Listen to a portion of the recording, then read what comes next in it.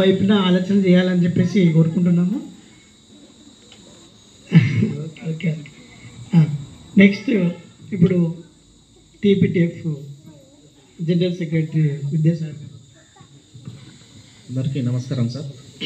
వేదికను అలంకరించిన సభాధ్యక్షులు పాఠశాల ప్రధానోపాధ్యాయులు గారికి, ముఖ్య అతిథి భాస్కర్ సార్కి, ఎంఈఓ గారికి, ఏఐపిసి చైర్మన్, గ్రామ సర్పంచ్ గారు, పంచాయత్ సెక్రటరీ గారు, పెద్దలందరికీ నమస్కారాలు తెలియజేసుకుంటూ, ఈ సమ్మర్ క్యాంప్ యొక్క ముగింపు కార్యక్రమానికి నిజంగా రావడం మా అదృష్టం సార్. గతంలో టీపీటీఎఫ్ గజ్వేల్ జోన్ ఆధ్వర్యంలో గజ్వేల్లో నిర్వహించిన ప్రోగ్రాం మన జన విజ్ఞాన వేదిక ఆధ్వర్యంలో నిర్వహించినాం సార్. అప్పుడు కూడా దాదాపు ఒక 80 మంది పిల్లలతోటి మనం విజయవంతంగా నిర్వహించుకున్నాము. అట్లాంటి అవకాశం ఏమన్నా మనకి ఇస్తారేమో అనుకున్నాం, కానీ సార్ ఏం చేశారంటే వాళ్ళ పాఠశాలగా తీసుకొచ్చారు. సంతోషం సార్. మనము కష్టపడేది ఎవరి కోసం కాదు, మన పిల్లల కోసమని మీరు తీసుకున్నటువంటి ఈ నిర్ణయం చాలా అభినందించదగ్గ విషయం. పాఠశాల లేకపోతే మనం లేము. మన పాఠశాలను కాపాడుకోవాల్సినటువంటి బాధ్యత మన మీదనే ఉంది. ఇలాంటి వినూత్నమైనటువంటి కార్యక్రమాలు చేయడం ద్వారా మన ప్రభుత్వ పాఠశాలల బలోపేతానికి మీతో పాటు ఇంకా చాలామంది మిమ్మల్ని ఆదర్శంగా స్ఫూర్తిగా తీసుకొని ముందుకు వస్తున్నారు సార్. దీనికి ముందుగా మీరు ఒక ప్రోత్సాహంగా ముందడుగు వేసినందుకు మీకు కూడా నిజంగా మా టీపీటీఎఫ్ తరఫున ధన్యవాదాలు తెలియజేసుకుంటూ, ఇట్లాంటి కార్యక్రమాలు ఏది ఉన్నా కానీ మాకు ఇన్ఫర్మేషన్ ఇవ్వండి, మేము కూడా మాకు తోచినటువంటి సాయం చేయడానికి ఎప్పటికూ సిద్ధంగా ఉంటామని తెలియజేసుకుంటూ ఈ అవకాశం ఇచ్చినందుకు ధన్యవాదాలు తెలియజేస్తాను. Thank you sir. Thank you. ఒకసారి చెప్పేటోటండి, గట్టిగా చెప్పేటోటండి. ఇప్పుడు కానీ ఎవరైనా మనల్ని ప్రోత్సహిస్తున్నప్పుడు ఖచ్చితంగా మనము వాళ్ళను అప్రిషియేట్ చేయాలి. అయితే టీపీటీఎఫ్ వాళ్ళు నిజంగా జన విజ్ఞాన వేదికకు చాలాసార్లు సహాయం చేయడం జరిగింది. వారికి ప్రత్యేకమైనటువంటి అభినందన తెలియజేస్తున్నాము. అయితే మనం ఏంటంటే ఇక్కడ నిర్వహించడానికి గతంలో ఇప్పుడు కానీ సార్ మాకు అంటే ఇప్పుడు స్కూళ్ళల్లో ఏం జరుగుతుందని అంటే, నేను ఒక్క విషయం చెప్పదలుచుకున్నాను.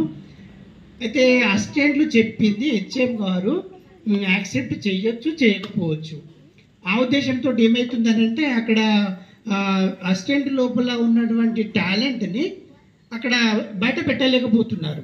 కాబట్టి ఇక్కడ మేము స్వయంగా మాకే అంటే నేను పెద్దగా ఎల్ఎఫ్ఎల్హెచ్ఎం ఏం కాదు, బట్ ఏంటంటే నాకు ఒక చిన్న అవకాశం ఉన్నది. ఆ అవకాశాన్ని వినియోగించుకోవాలనే ఉద్దేశంతో మా కొలీగ్ అయినటువంటి మా పద్మ మేడం గారు కూడా పూర్తి సహాయ సహకారాలు అందించారు. ఎందుకంటే వారు ఎప్పుడు ఏ ప్రోగ్రామ్ చేద్దామన్నా కానీ ఖచ్చితంగా వారి యొక్క సహకారం పూర్తిగా ఉంటుందన్నమాట. ఏది చేద్దామన్నా చేద్దాం సార్, మీరు ఏది చేద్దామంటే ఖచ్చితంగా మనం చేద్దాము. ఇంకా ఏదైనా క్రియేటివిటీగా చేద్దామనంటే కూడా మేడం గారు పూర్తి సహకారం మాకు అందిస్తున్నారు. అంటే మేము ఒక కోఆర్డినేషన్ తోటి మేము ముందుకు వెళ్తున్నాము. కాబట్టి ఇందులో మా ఇద్దరి యొక్క సమానమైనటువంటి ఆ శ్రమ ఉన్నది, ఆలోచన ఉన్నది. వారు మా పిల్లలకు కూడా మంచి హెల్ప్ చేసేటటువంటి నేచర్ అన్నమాట. కాబట్టి వారికి కూడా ధన్యవాదాలు తెలియజేస్తున్నాము. అలాగే ఇప్పుడు HGT union mandal general secretary Suresh గారు మాట్లాడుతున్నారు.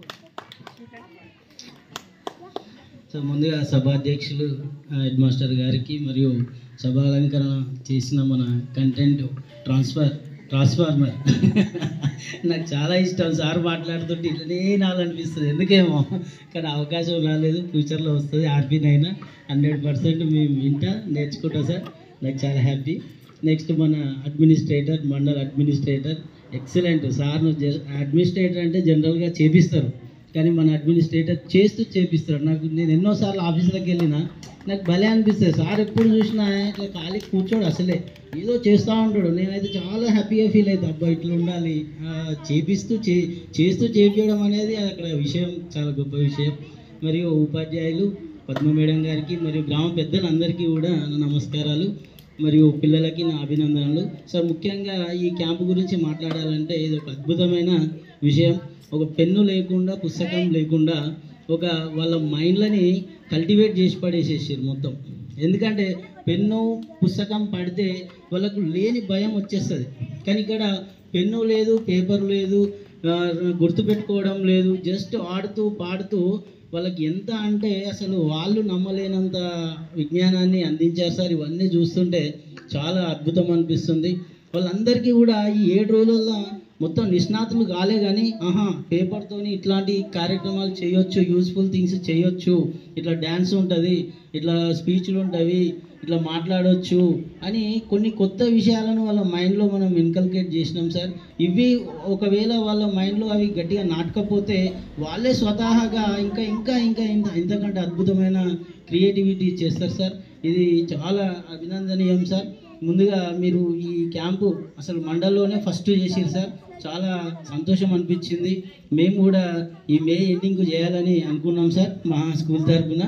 ఇక ఈ మధ్యలో వీలు కాలేదు, ఎండింగ్కు చేద్దామని చెప్పేసి మేము అనుకున్నాం. మా స్టాఫ్ అంతా చేస్తాం సార్ ఖచ్చితంగా.